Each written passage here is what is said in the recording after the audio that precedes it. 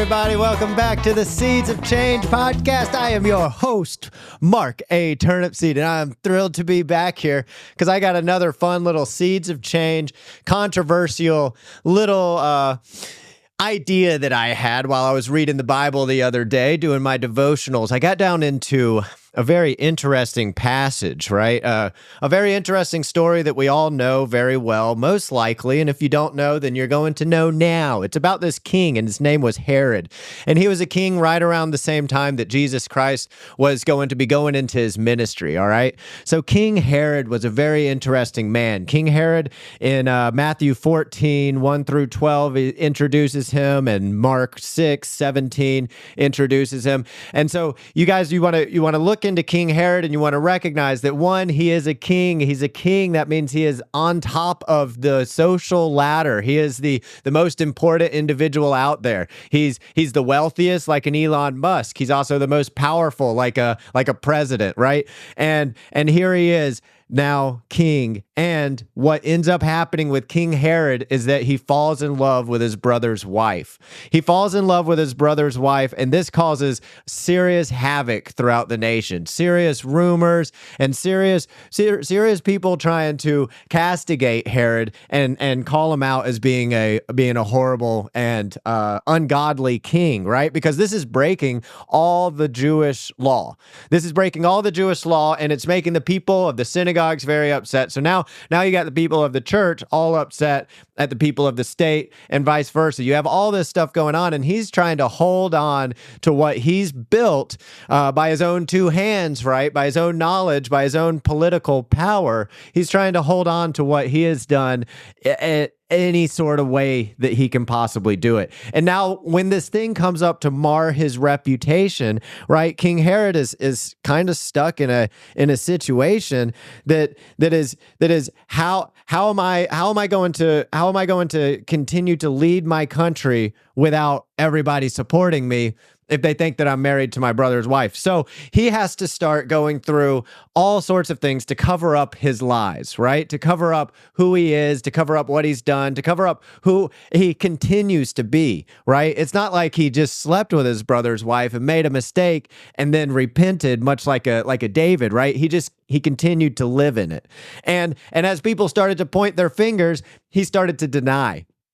Now, there has been so many times in my life where the majority of my life, I have actually lived in a way that I was not willing to share all of it, right? I was willing to be open for political gain, basically. I was willing to be open and vulnerable based in the things that would help serve me, right? That would help serve me and create this podcast used to be called the Empire of Self. So I would create these ways about me, these things that I would show you that would erect my empire of self, so that then I would project the person that I would think that you would want me to be. But ultimately, you know what that actually ends up doing is creating some sort of inside festering frustration that I, and it sounds like King Herod, could not ever get over.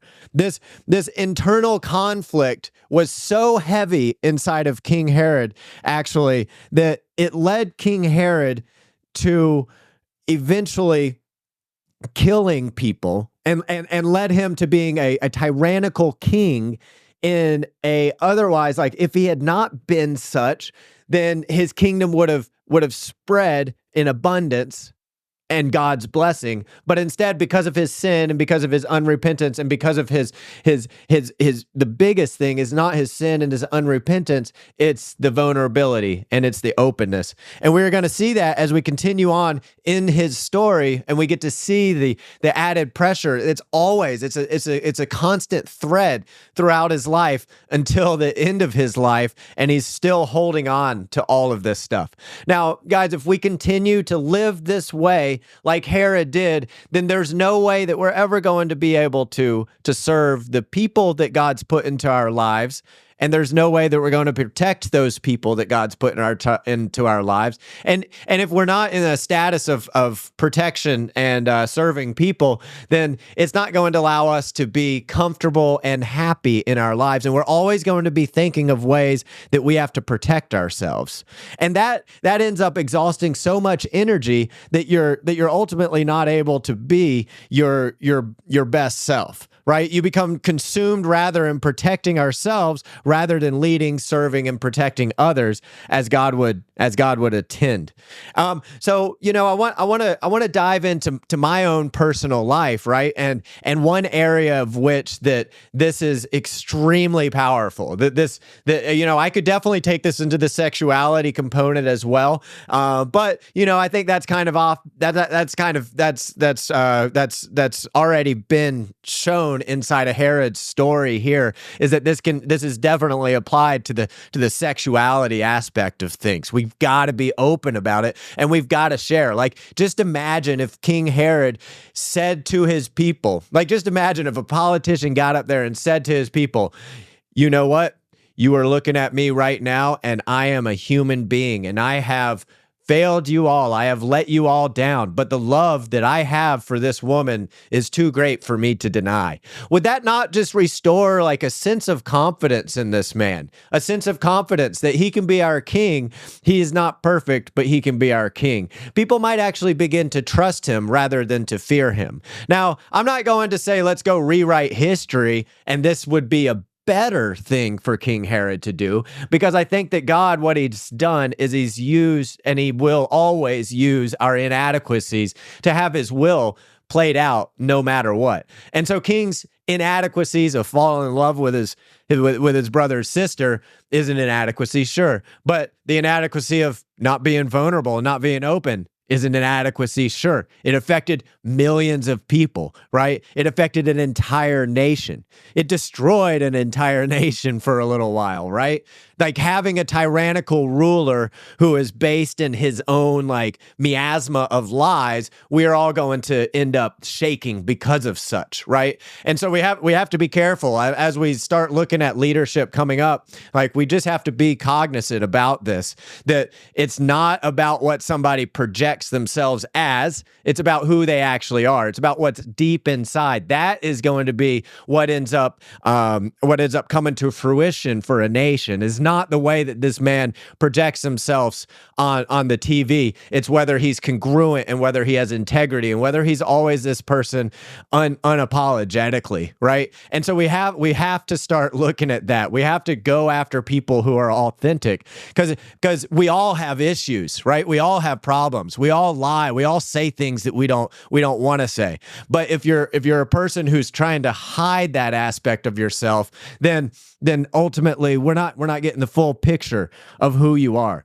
And so I want to relate this back to my own story of overcoming addiction, right? Overcoming addiction and alcoholism. For the longest time, I did not want to accept, right, that I had an alcoholic problem.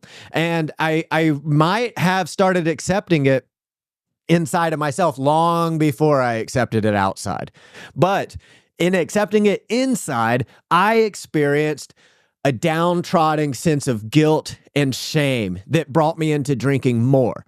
Now, when I finally expressed it outside, when I finally came to an Alcoholics Anonymous meeting and I said, I am Mark and I am an alcoholic, the power actually was not that I stopped drinking immediately. It took a while after that. The power was that I became willing to be open and vulnerable and to let God move through me. It's not about perfection, but it's about what you do with your imperfections. Are you going to hide your sins and struggles, or let God use them to further his kingdom? That's the big question. That's the big question. Are you going to hide? Are you going to try to come off as a perfectionist? Or are you going to let God use your imperfections, use all the things that you've done in your past and all the things that you'll do in your future, all the things that are both pleasing and non-pleasing to him, all the things that serve others and don't serve others? Are you going to be open and honest about that and allow God to use every aspect of that for the betterment of man? Now, before I was able to understand this concept, concept, all those little things that I didn't want other people to say created anxiety. They created pressure. They created worry inside of me. Worry that it would get found out, right? Worry that somebody would know that I was an alcoholic, then I wouldn't get the job. Worried that somebody would know that I was a drug addict and I wouldn't be trusted at their house. Worried that somebody would know that I was an alcoholic drug addict and wouldn't invite me out for a date, right? All those types of fears and stuff, they all come up. But when I'm open and vulnerable and honest about that, I recognize that all of those things are actually just lies. And then I am restored to power. So I have a call to action for you guys today. I have a call to action because I really want you guys to reflect on the things that you're hiding. Whether they're sins, whether they're fears, whether there's inadequacies, or whether they are shame. You're holding on to them for yourself. You're holding them on so that you can project to your family, to your friends, a person who you want them to see. The problem with doing that is you are still in control of your world. All right, you've done this stuff. It is part of you. I have had sex with men. I have an attraction for men. Therefore, I am bisexual. I still don't have to identify with that, right? I was an addict. I was an alcoholic. I call myself a recovered alcoholic now, but I still identify with, and I still have inside of at some point in my life, my past, my present, and maybe even my future, I have an addict and an alcoholic within me that I need to love and that I need to cherish and that I need to use that. I need to use all that for the glory of God's kingdom. And therefore, I take things like my homosexuality, right? The very thing that isolates me from so many people in the church, and I put that up on the cross for Jesus to use. I put that up on the cross for Jesus to say, look, this is my son, Mark Adams Turnipseed. He has been bisexual. He has been gay, and I have redeemed him. I have pulled him out of the mire. I have pulled him out of being a slave to his sin, of falling into the identity of some sex slave. I have pulled him out of this mire and I have elevated him. Now he's going to still struggle. He's going to still have hard times, but I'm going to continually to put him right as a testament of my grace and my love. And therefore, my story is able to save people, y'all. My story is able to advance the kingdom of God. If I held that back from every conversation that I have inside of the church, think about how many men would continue to feel alone. And think about that for yourself. If you're sitting around the dinner table and your kids, your sons are sitting right there and your wife is sitting right there and you're sitting over there on Grindr on your phone and you're not explaining to everybody around you what you have inside of you, then that is going to be killing you. It's killing your family, and it's creating an insidious root of lies inside of your family system rather than a foundation of trust and honesty and integrity. And y'all, I am not joking. I am not joking. If you do submit and you actually do surrender your life to Christ, there is nothing that you need to fear about any part about what you do, about what you've ever done. If you've murdered someone, there's no reason that you have to fear about coming out and explaining this to the world, about being convicted. You may lose everything that you have, but I can guarantee you that your blessing is going to be restored 10, 70, 100 times fold than rather if you hold on to it and just melt away into guilt and shame. You may be the next. If you had murdered somebody, you may be the next. You may be the next revolutionary inside of the prison scenes to bring Jesus at such a much bigger level, right? So do not ever fear coming out and being open and vulnerable about no matter what it is, because recognize that God is going to be able to use that. You do not have to be like a King Herod, ruining your lives and everyone's around you and then killing the people who are there to save the world. You do not have to be that. You can be something so much greater. Vulnerability, guys, is a tool for God to use. And Jesus Christ says that my grace is sufficient for you, for my power is made perfect in weakness. That's in 2 Corinthians 12:9. My grace is sufficient for you, for my power is made perfect in weakness. My power is made perfect in your weakness. So get out there and share your fucking selves and stop trying to come off as some perfect being. Because, guys, the cult of guilt and perfection is not the place where God needs us to be. God needs us to be inside the trenches with the orphans still struggling, with the kids wondering about their sexual identity, with the trans people who are chopping it off right now in this moment, and you're just sitting there hating on them when you had the same feelings when you were a teenager. So get out there and spread your message, spread your truth, because the Lord is going to work through it. And if that is not a more powerful seed of change in your life, then I don't know what is. But I will tell you that when I changed my life and started doing that, it's when I wrote that book, My Suicide Race. When I wrote my book, My Suicide Race, I remember saying, God, I'm not going to hide anything else from any other human being forever. People are either going to have to accept me or hate me. And in doing so, over the past 6 years, y'all, my life has gone from homelessness to where it is now, where I'm in a little podcast studio in my second bedroom, right? So just let go and let God and give it a try. I encourage you all to take a moment to pray and ask God to reveal what you might be hiding and how he can use it to transform your life. So really dive in there, guys. Pray to God today. Say, God, reveal to me the things that I'm hiding that you want to use to better your kingdom.